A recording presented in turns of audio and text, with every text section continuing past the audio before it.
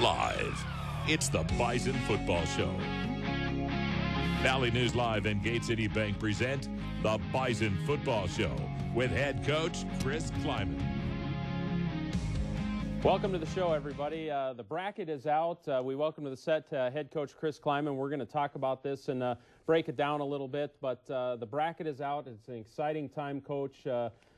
5 Valley teams got in. I think that is the one thing that I wanted to talk about right away. That's big for the league, isn't it? It really is big for the league. It's something we had talked about last year when we only got 2 in and then had it again at the conference meetings. And we beat up on each other so much during the season. We had to have a great non-conference record. And I think we were 23-1 against FCS schools, and they rewarded the Valley, which is really great to see. As we look at the 5 teams that got in, Indiana State kind of snuck in late there. Indiana State was the 5th team to come in out of the Valley, and potentially a good non-conference schedule helped them out, didn't it? Yeah, you and I were talking that their win over Liberty and Liberty beating Coastal Carolina to win their league, as well as they had an FBS win. So they've done a great job. Coach Sanford's done a great job, and they deserve to get in.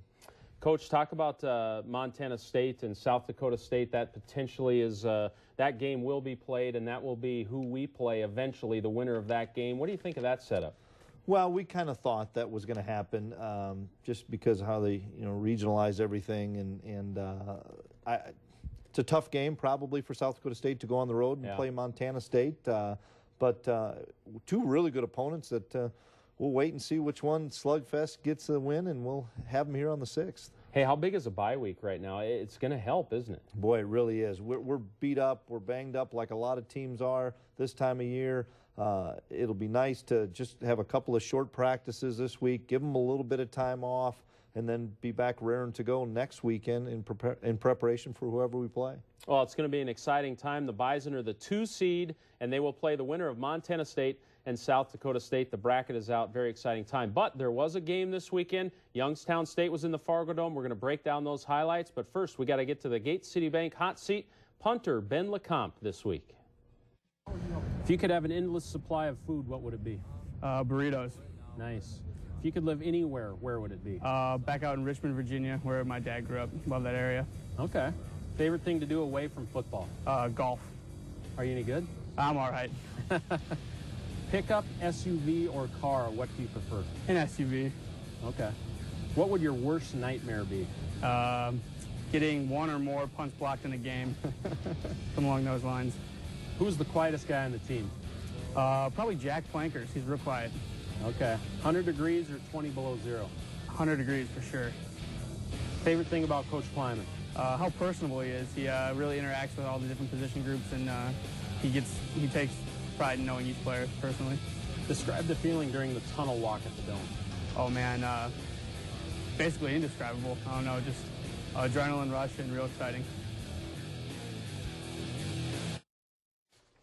All right, Coach, there was a game this weekend, Youngstown State, the season finale. It was senior day. That's always an emotional day, isn't it? Boy, it sure is. We have some great seniors, and playing at home for the last time in the regular season, they put their best foot forward, and all the underclassmen played really well and carried them as well.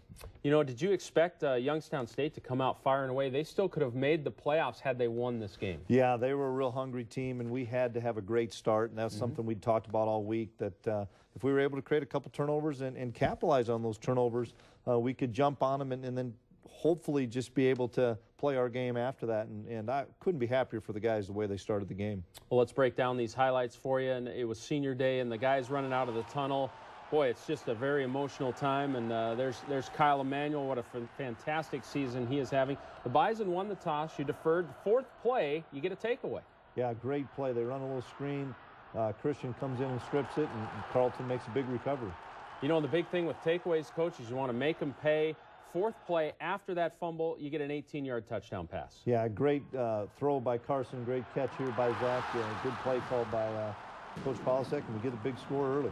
And the great start continues. After trading punts, you get a 2nd takeaway, and this is the start of a big day for Christian Dudzik. It sure is. They ran the screen and faked the screen and threw the vertical, and Christian was waiting on it and makes an excellent return to set up another score. Boy, 2 plays later, a wow moment. Carson Wentz, your quarterback, gets out in space, comes barreling around the corner, and he's a physical runner now. Boy, he is. 6'6" and 235 pounds, and We talk about it on defense a lot. We're glad we don't have to tackle him. Wow, that was a powerful hit. Changed the momentum, got the crowd into it, and it was 14-0 after that. Now the 2014 Kyle Emanuel sack party continues. Yeah, great play by Kyle coming off the edge. You can tell they were trying to double team him, and he was able to split the double team for a big sack. Hey, third down percentage, good. 3rd and 6 here, a 15-yard pass to Gebhardt. We were really good on third down, whether it was by throwing it, running it, or even Carson scrambling. You know, it looks like a score is looming on this drive, but Youngstown State gets a takeaway right here. Yeah, they do a good job in the red zone here, and their guy undercuts a route and makes a good interception. Youngstown State could not capitalize, however, and this next play, it was a big moment in the game because Travis Beck got injured on this play. Yeah, we're bringing a blitz here, and I can tell Travis just something was wrong. I went out there and visited with him and with Dr. Pyatt and Bobby, and sure enough, he was injured pretty severely. We'll talk about that a little bit later here, but Carson Wentz again continued to run the football, just big gaps here. Oh, great blocking up front by the Rams, and Carson does a great job pushing into the red zone again. Now this ends up being a touchdown to Andrew Bonnet. He's done well in the red zone this year. Yeah, I think this was a 3rd and goal as well, so it's a great conversion by our offense, and Bonnet's really good in the red zone. 21-0 at this point, and Nick DeLuca, now he comes into the game for the injured Travis Beck, and right away he makes an impact. Boy, he makes plays. That's one thing that you say about Nick for sure, and moving forward, he'll be an integral part of our game plan and makes a great play setting up another short field. Yeah, he's a big physical kid. Now the offense takes over, and a reverse is called here. It doesn't quite work out. Sometimes these are all about timing, aren't they? Yeah, they are. We thought we had a pretty good timing on it. We were fortunate, really fortunate, to get the ball back. Now Wentz kind of takes it into his own hands again. Did you see something on tape during the week that, you know what, he's going to be able to run the football? Well, Carson does so many special things. I just think he saw that the coverage broke down and he had a lane, and he can do some things in the open field, that's for sure. Now this drive finishes off John Crockett. It's a touchdown. It's 28-0. Great run by John. Real good patience in the hole and getting himself in the end zone. We're going to move right into the second half. Here's the Bison up 28-0 at halftime. A 13-play drive right out of half leads to a field goal. Boy, that was a great drive. I thought our offensive line was exceptional in that drive, getting us points in that first sequence. Youngstown had a nice little sequence right here. They're down big in the game, but they have a nice little drive here. 3rd and 7, they get 10 yards, and they get in a little rhythm here. They run it for 16 here. Yeah, they've got a really good offensive team. They had a freshman quarterback and tremendous skill kids, and we knew we were going to be able to probably hold them down the whole game. They get a touchdown here. It was good coverage by Dudzik, but they just sneak it across the goal line, so it's 31-7. Now, Coach, still well in hand. Yeah, it was a great throw and catch, and they reviewed it, and that was good. And the guy was able to keep his feet down and get a touchdown. Fun to get Andrew Bonnet out in space a little bit, isn't it? Yeah, it really is. What a great play by Carson, finding Andrew away from the play, and Andrew makes a big play for another first down. Here comes a 3rd and 9 play coming up. You get 12 yards, but there is a fumble here. Yeah, we throw out on flat. Tyler makes a great move getting the first down, and then just gets stripped, and we can't turn the football over when we get such good field position.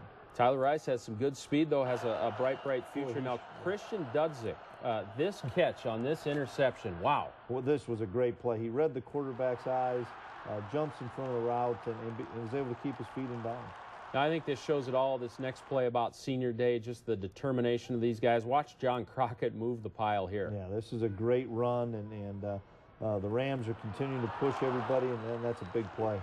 Crockett was determined, wasn't he? It was an emotional day for him, wasn't he? He gets 34 coming up here. Yeah, it really was. And John, I think he had 170 yards, and just such a great career for us so far, and he gets to play in the Fargo Dome again. Yeah, it's just fun to see him continue to develop, and what a fun player he's been to have in the program. Now King Frazier will finish this with a touchdown. Yeah, great run here by King. Great block out in front by Jesse. Get another touchdown. It's 38-7 at this point. Now Youngstown gets a few garbage stats here. They're going to punch one in here in the end zone. But all in all, Coach, this is a fantastic performance, isn't it? It really was. It was a great performance on defense, creating the takeaways, and then offense capitalizing on those takeaways, and overall dominating win.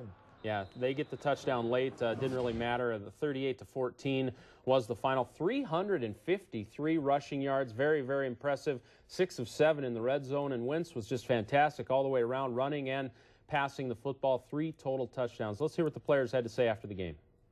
It's one of those experiences that you dream about, but you kind of dread because you know you're seeing, you know you're getting old, and yeah, it was really tough running out of that helmet. Just after all the hard work you've put in, just to be able to run out that helmet. Especially because it's senior day, everybody's ready to go. The fans are ready to cheer us on, and I don't think there was a player on our team that wasn't ready to go. So everyone gave their best shot today, and it really paid off.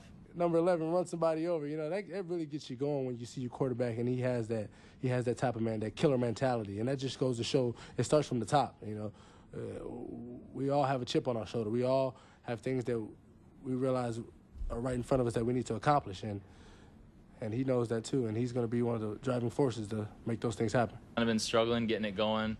You know, we live by the second half in the fourth quarter, but today to get those first couple scores and to capitalize on those turnovers, they meant a lot for us. They kept us going. You know, you got to be hungry, you know, because that's what we're about.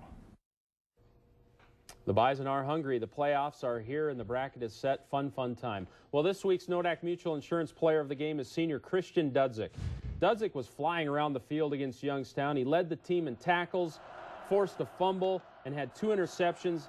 He says takeaways are the name of the game for the Bison. Well, we every week say that we need to get 3 turnovers, and you know, we just want to put the ball back in our offense's hands so they can score. And you know, luckily I was put in position to make those plays today, and I was just glad that our offense got the ball back. Coach, Christian had a fantastic game, and you just have to be so proud of these seniors. Oh, I'm really proud of those seniors. They all had great games. They've had unbelievable careers, and you know, we talk about putting position to make plays. You still have to be able to make plays, and those seniors on Saturday made a tremendous amount of plays. Well, let's talk about this Travis Beck injury. Obviously, a serious injury, probably lost for the season, but Nick DeLuca now steps in, and just talk about, you know, what Travis has meant to the program, and in transition, what Nick DeLuca can do from this point forward. Yeah, Travis has meant the world to the program, to myself. He's played so many games here. He's made so many plays. He's an instrumental leader on our defense. We're really going to miss him. And Nick DeLuca's got to be able to step up, and we'll move Carlton to an outside linebacker position. And I just feel so bad for Travis because of what a wonderful career he's had, and he'll be with us here in the playoffs. Yes, no doubt. We love you, Travis, and get better and just hang in there, and he'll be a good cheerleader to have on that sideline for sure.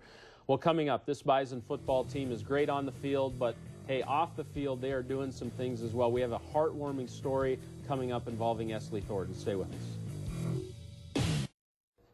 Welcome back to the show. This group of Bison football seniors are great on the field, but off the field, their work is maybe even more impressive. They are making a difference in the community. Bismarck, North Dakota native Esley Thornton has reached out to a kid in this region who needed him, and the results will impact you.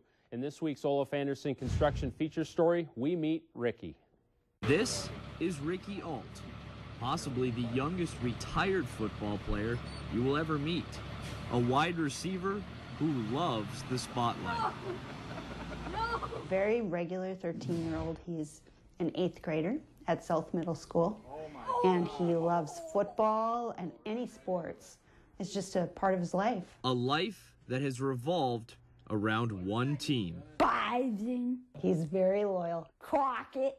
He was looking for new heroes on the football team, and he has, you know, some players that he'd picked out and stuff. Number 9. Alt never misses a game, but as the road to Frisco continued last December, the Bison took a backseat. It was like a cold that he just couldn't get rid of. A child's football dreams crushed. Ricky was diagnosed with T-cell acute lymphocytic leukemia. He told us it's leukemia, and he said it's one of 3 different types. He said there's a basic type, very treatable. There's a T-cell type, treatable, a little bit harder to treat. And then there's one that you'll never leave the hospital.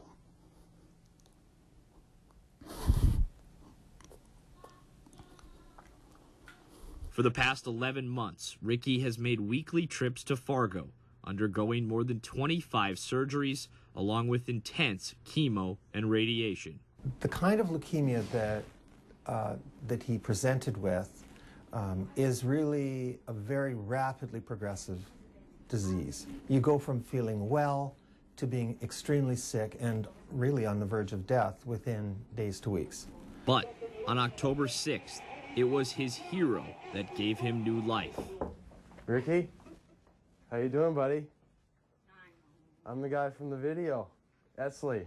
And a chance to once again play the game he loves.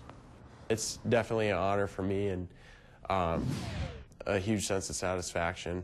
And I'm grateful to be in a position where I can be a role model like that for someone.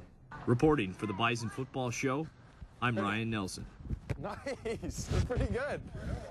Wow, more of this story will be on GoBison.com after Thanksgiving, the Friday after Thanksgiving. There will be a much more lengthier story. There's much more to that story.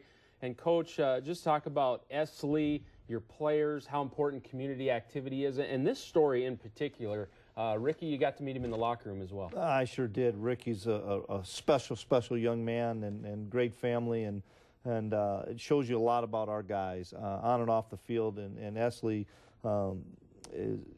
really took to Ricky, and we had him in the locker room, and the guys were around him. It just had so much fun. But our guys are awesome. You know, that's Bison pride right there. Yeah, you don't have to force guys to do stuff like that. I mean, Esley did mostly all of that on his own. Oh, absolutely. Yeah. Absolutely, Esley did that on his own. And that's the type of person Esley is, and that's the type of person that we recruit here to go to NDSU and be a part of the community as well as be a part of the university. Fantastic job, Esley. Well, sticking with the Bismarck boys, in this week's Peterson Farm Seed Future Crop of Bison, we meet Stanley Jones. He is out of Bismarck High. He is redshirting. Stanley was a big in-state recruit, has a bright future ahead. He says right now it's just time to pack on some weight. It's a process you got to kind of get used to, packing on the weight, and then with the weight, learning the technique, and the defense is another thing that's tough once you come to the collegiate level, and just the process is something that takes a little while. Well, Coach, we talked about Esley, the impact he's making. Now back onto the field, another Bismarck kid, in-state kid. And what do you think of Stanley? Stanley's going to have a very bright future. You should see his body now from when he first got here in early summer. He's done a great job in the weight room with Coach Kramer in strength and conditioning, and he'll be a factor here this spring. Losing a couple of defensive ends, he'll get every opportunity, and we're excited about his future. I was talking to Coach Kramer, and, you know, Stanley was talking about packing on the weight a little bit. That's a big part of a freshman. You know, Easton Stick, Coach Kramer said, has packed on about 10, 15 pounds of good weight. It's part of the process, isn't it? It is part of the process, and a lot of those guys are gaining great weight or maybe losing some fat and gaining some lean mass. And Coach Kramer and his staff have done a tremendous job with our young players. Yeah, he does do a great job, no doubt. We'll go back to the bracket, kind of break things down a little bit, set up the upcoming weeks. It's basically playoff time. December is going to be fun, and we'll talk about maybe some of the potential matchups. Stay with us. The 2 seed, your 3-time defending champions, and the Missouri Valley Conference champions, North Dakota State. Getting that number 2 seed made a potential 4th national title a very real possibility, as you got to go through the Fargo Dome now. North Dakota State has won 20 straight at home. They're 54-3 since the start of the 2011 season. Well, Coach, again, the bracket is out, the 2 seed for the Bison, and it really doesn't matter if you're the 1 or the 2. The 1 and the 2 get the home field, and that was really the bottom line, wasn't it? That was the bottom line, is having the bye week. That was the first thing we wanted to secure, to get our guys healed up, and then to be able to play at home and to be able to make sure that if somebody comes in and beats us, they've got to do it in the Fargo Dome, and our guys will be excited about playing at home. I'm curious, the guys have to be really motivated. They thrive on this time of year. Last 3 years, they know exactly what this process is like, where a lot of teams come into this, it's a real unknown. But this Bison team knows everything, and they have to be very motivated to try and get a 4th here. You bet. And John said it in one of his interviews. We're still hungry, and they're highly motivated, the senior classes, to keep this thing going. Now, we've got to play really good football, but the bye week will help us getting a chance to play at home, knowing that if we continue to win, we get to play in the Fargo Dome. You know, a constant theme I hear from the guys too is they want to craft their own identity. You know, each national title team had its own identity. The 3 titles different. These guys want to do something different, and a fourth straight would be different. No one's ever done that. Yeah, no one's ever done that, and it's hard to do. And there's great teams in the field, as you and I know, and so you never know who you're going to play, because who's going to win between South Dakota State, Montana State, and then the other side. It's a great time. This is what is so much fun about FCS football. How do you handle the bye week when you don't know the opponent? You know it's one of two teams. Do you scout both teams? How do you do that? Yeah, we scout both teams. We're fortunate we have a lot of our scouting already done on South Dakota State, so we'll probably focus a little bit more on Montana State. We'll practice just a couple of days this week on a limited basis. We'll work our young guys, our freshmen, our guys that are redshirting a little bit more, and then we'll take a couple of days and just get away from football as well. You know, in this conference versus conference thing, it got a lot of play a couple of years ago where South Dakota State came here, but this year it's across the board. I mean, the Southland teams are playing each other on Thanksgiving weekend. Montana might have to go back to the red turf. They were just there a couple of weeks ago. So it's across the board. It's not just NDSU being singled out, is it? No, it's not. It's everybody. You know, it's the four teams in our league, because Northern Iowa would have to go to Illinois State. We saw it in the Southland, and it's what we know it's coming to, because of they want to keep things as close as they can, so some teams can drive, but it doesn't matter. You still have to beat quality teams to continue to advance. And it's a tremendous opportunity for the Valley to get 5 teams in, but now they have to produce for coming years to produce now, so in coming years they'll keep putting a lot of teams in. Yeah, that's exactly right. This is where we've got to make some hay and get a number of teams that continue to advance. The issue is we could have a second-round game where 4 of the 5 are playing each other, and that's tough. All right, we're going to take a bye week on the show as well. We'll be back December 7th after that second-round game for the Bison, and we'll recap that for you. Enjoy this playoff run, folks. This is a special time, a historic time, as the Bison strive for a 4th straight title. Enjoy it.